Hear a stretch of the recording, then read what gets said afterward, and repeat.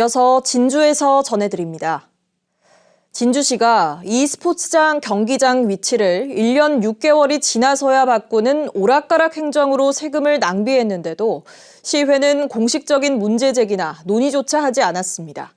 진주시 행정에 대한 견제와 감시 역할이 소홀하다는 지적이 나옵니다. 이현관 기자입니다. 지난 7월 진주시의회 기획문화위원회 주요 업무 보고.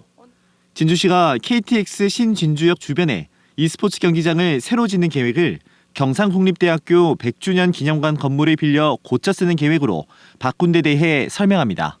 경상대 내 건물을 리모델링하는 방안을 문체부, 경상대 등 관계기관과 협의 중에 있습니다. 하지만 사업계획 변경 이유나 예산 집행 결과, 운영계획 등에 대한 질문은 한 건도 없습니다.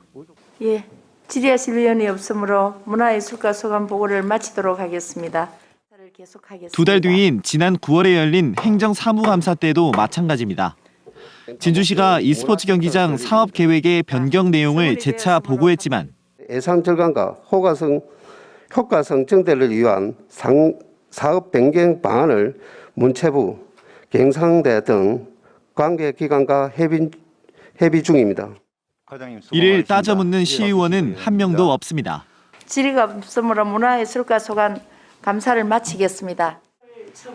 진주시의회는 변경된 사업계획에 구체적인 윤곽이 나오면 세부적으로 짚을 계획이었다고 말합니다.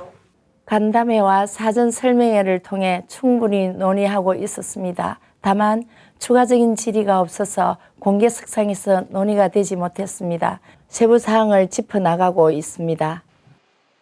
진주시의회의 감시와 견제 역할이 부족하다는 비판이 나옵니다.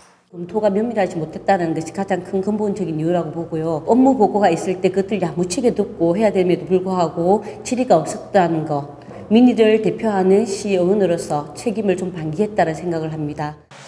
진주시의회 기획문화위원회는 오는 21일 정례회에서 해당 사안을 심도 깊게 논의할 예정이라고 밝혔습니다. KBS 뉴스 이현관입니다. 하동 쌍계사와 불일폭포 일원이 국가지정 문화재 명승으로 지정됐습니다. 하동구는 지난 2월 화계면 쌍계사와 불일폭포 일원에 대한 추천서를 문화재청에 제출했고 서류 심사와 현장 조사 등을 거쳐 명승으로 지정됐다고 밝혔습니다. 쌍계사에서 불일폭포에 이르는 산중은 통일신라 진감선사 유적과 쌍계 성문 등 최치원의 행적이 현존하는 등 역사적 경관적 가치를 인정받았습니다. 남해군이 2026년에 고현면 성산 간척지에 72홀 규모 파크골프장을 짓습니다. 남해군은 파크골프 수요가 늘고 있다며 숙박시설 등을 갖춘 종합 파크골프장을 만들 계획이라고 밝혔습니다. 남해군은 파크골프장 운영이 시작되면 한 해 25만여 명의 이용객 유치와 27억 원의 수익을 기대하고 있습니다. 지금까지 진주에서 전해드렸습니다.